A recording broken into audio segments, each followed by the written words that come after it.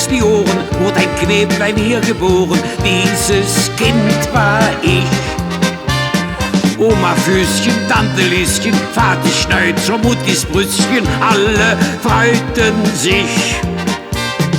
Weil ich nun kein Tönchen sagte, hinten noch kein Tönchen warte, fehlte noch etwas. Doch dann kam ein erster Brüll, Kirchenchor-Experte Knüll, hob sein volles Glas. Bravo, bravissimo, Junge, du bist in Form. Denn dein Fortissimo, Junge, das ist enorm. Bravo, bravissimo, Junge, du machst uns froh. Weiter, immer weiter so. Bravo, bravissimo.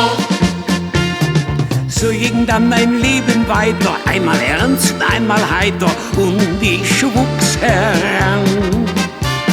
Schule, Sport, Beruf und Mädchen, alles lief dann wie am Fädchen, und ich wurde ein Mann. Legte ich ne Käsesohle aufs Parkett ganz sehr zu Wohle, dann verrieb im Saal mir so manches Mädchen leist. Deine Küsse sind so heiß, dich gibt's nur einmal. Bravo, bravissimo, Junge, du bist in Form. Denn dein Fortissimo, Junge, das ist enorm. Bravo, bravissimo, Junge, du machst uns froh. Weiter, immer weiter so. Bravo, bravissimo.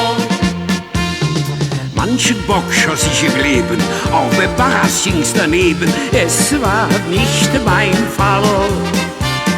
Hochzeit kam, ich wurde Vater, zweimal ja trotz manchem Kater, dann kam Karneval.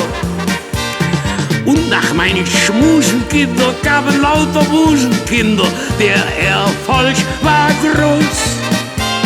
Nun sing ich im Karneval jedes Jahr zum letzten Mal, und ich komm nicht